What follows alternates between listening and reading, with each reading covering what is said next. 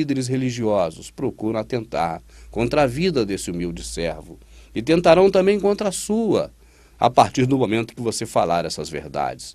Foi assim desde os tempos antigos, foi assim desde o tempo dos profetas. Quem falou a verdade morreu nas mãos deles.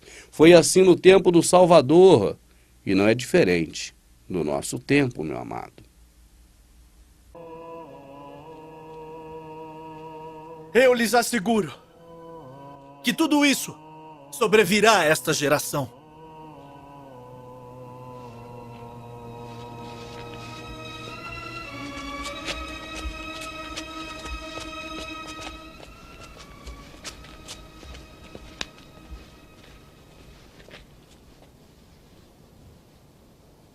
Jerusalém! Jerusalém!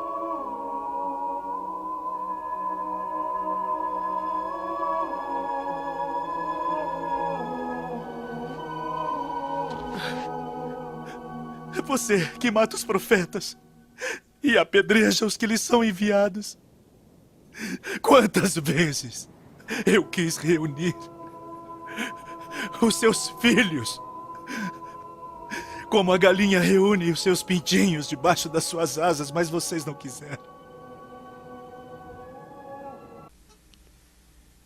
Pintinhos, o nosso Salvador continua tentando reuni-los debaixo das suas asas, fora do sistema religioso.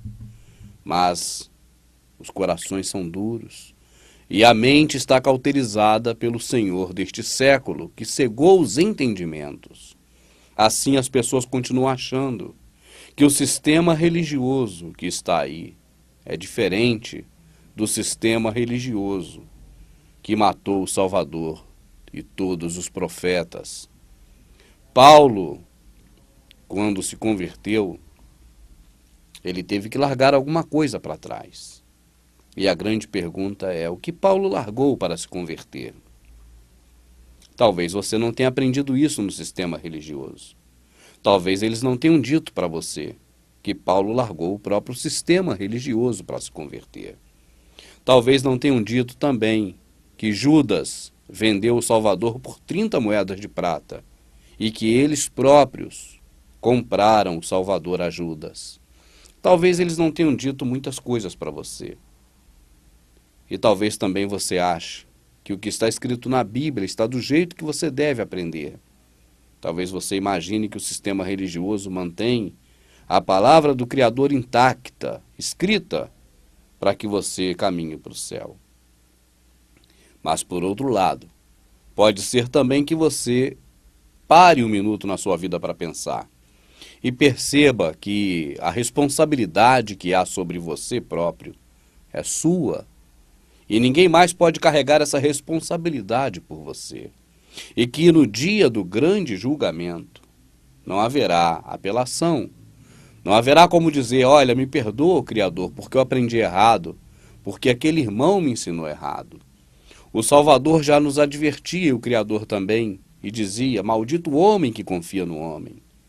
É claro que essa passagem foi, vamos dizer, blasfemada, e nas sinagogas eles ensinam que não é para confiar em outro homem sobre os aspectos humanos.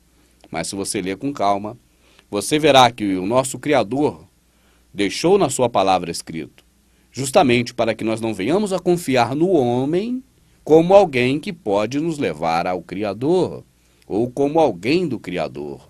Não devemos confiar no homem com relação às coisas do Criador e da salvação, e não em termos gerais humanos. Assim sendo, naquele grande dia não haverá como escapatória. Se você olhar na fila espiritual, você verá também aquele que te ensinou para ser julgado. Ele está na mesma condição que você. Então não vai adiantar tentar colocar a culpa em alguém dizendo que aprendeu errado e por isso fez errado. A responsabilidade é totalmente sua.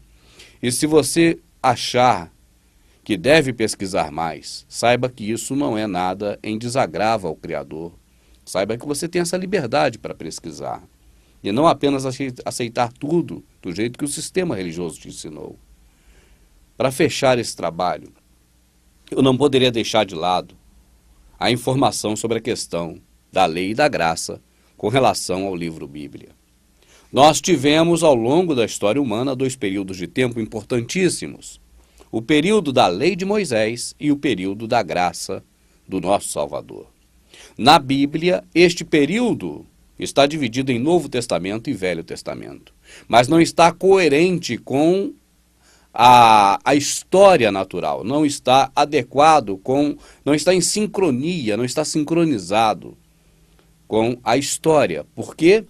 Porque o momento em que na Bíblia está escrito os livros de Mateus, Marcos, Lucas e João, eles não iniciam no período da Nova Aliança, eles iniciam a contar uma história que ocorreu, os fatos que ocorreram no período da Velha Aliança. Ou seja, traduzindo em miúdos e simplificando, a Nova Aliança começa quando o Salvador morre e não quando ele nasce. Assim, todos os ensinamentos do Salvador ao longo da sua existência de 33 anos foram ensinamentos que ele fez no período ainda da lei de Moisés. Por isso ele fala para aquela mulher no poço: chegará a hora, e já é agora. Por quê?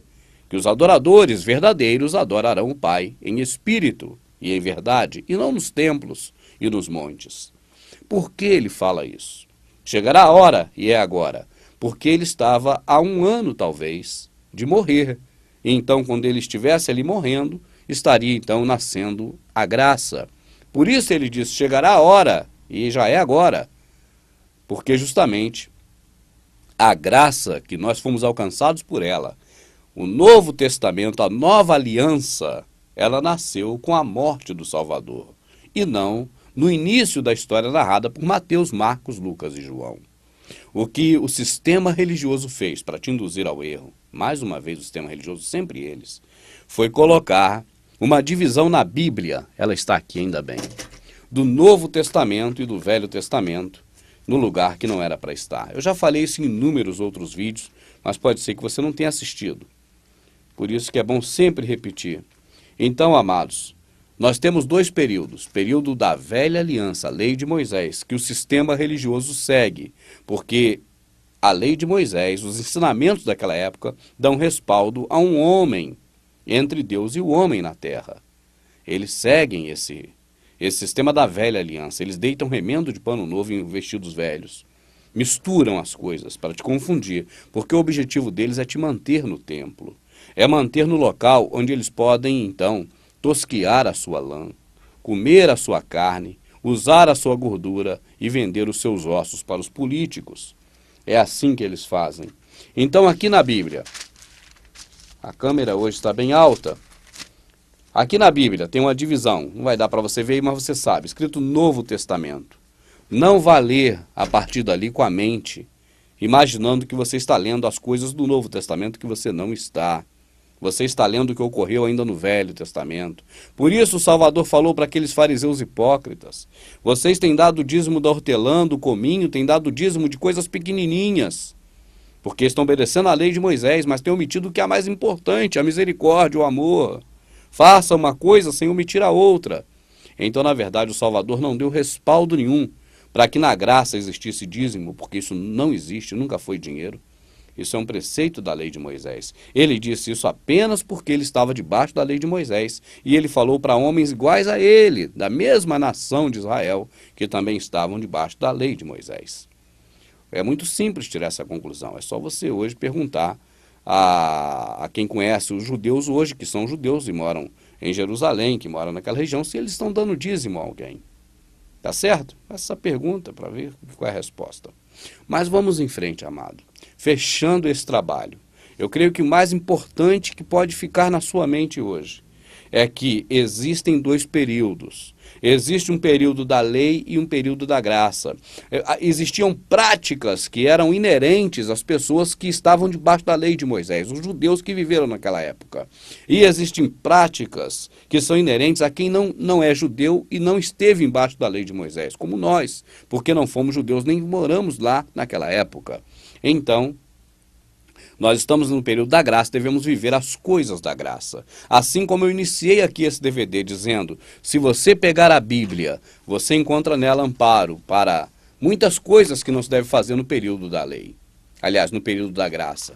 Como olho por olho, dente por dente, essas coisas. Mas você então não pode pesquisar o que tem na Bíblia para você ler na Bíblia e seguir a sua vida de acordo com a Bíblia, ou você vai errar muito. Você tem que seguir o que está na nova aliança, o que são da nova aliança. As coisas que o nosso Salvador nos ensinou, os seus apóstolos, Paulo com as cartas e tantos outros, para a nossa vida hoje, que é diferente daquelas coisas antigas de Israel. Segundo a nova aliança, as coisas antigas são sombras apenas das coisas futuras, dos bens futuros, e não a imagem exata. Tá certo? Eu creio que não é por muito falar que eu vou ser ouvido. Eu só quero agradecer a você por ter assistido a mais esse trabalho. Se ficou alguma coisa de fora que talvez fosse importante esse amado colocar e eu não tenha colocado, você me perdoe, porque até eu me emocionei um pouco agora no final e aí ficou mais difícil para ordenar os pensamentos, devido a esse trecho que nós assistimos e ouvimos aí da narrativa de Mateus. Bom, meus amados, muito obrigado a todos, que o Criador possa continuar abençoando, como já tem abençoado, como todos nós somos abençoados, desde que Ele derramou sobre nós o seu Espírito. Muito obrigado mesmo por tudo.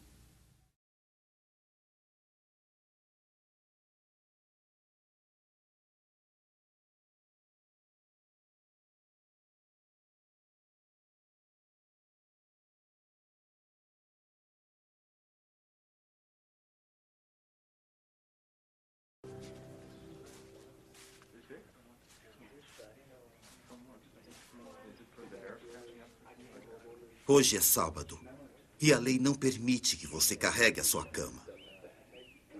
Aquele homem que me curou disse para eu pegar a minha cama e andar. Quem foi o homem que te disse para fazer isso? Mas o homem que tinha sido curado não sabia quem era Jesus, pois ele tinha desaparecido no meio das pessoas que estavam reunidas naquele lugar. Mais tarde, Jesus encontrou aquele homem no templo. Está curado. Não peque novamente, para que não te aconteça coisa pior.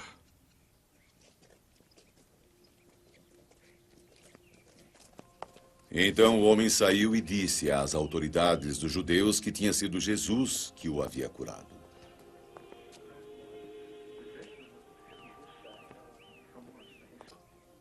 Por isso, as autoridades dos judeus tinham mais vontade ainda de matar Jesus. Nunca ouviram a voz dele, nem viram a sua face. Assim a palavra dele não permanece em vós. Não acreditam naquele que ele enviou. Estudam as escrituras pensando que vão achar nelas a vida eterna. No entanto, elas dão testemunho de mim. Mas não querem vir a mim para ter a vida eterna.